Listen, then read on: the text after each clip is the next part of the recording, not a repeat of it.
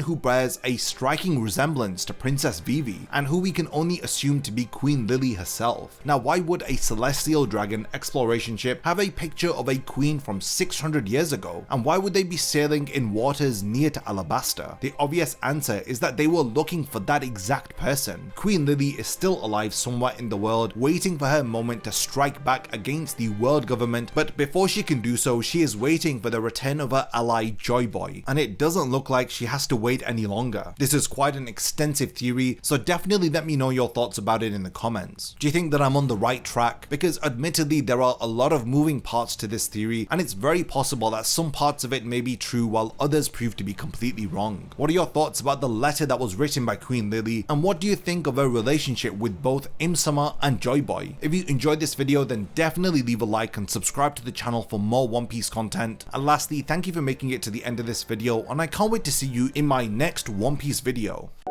If you enjoy my content, then you can support my channel through Patreon for as little as $1 a month, or even through YouTube by becoming a channel member. You will gain access to exclusive channel perks and a Discord server which I frequently use. So become a member of my Zero Division and be the first to know about my upcoming videos. And once again, thank you for sticking around till the end of the video, and whatever you contribute will mean a lot to me.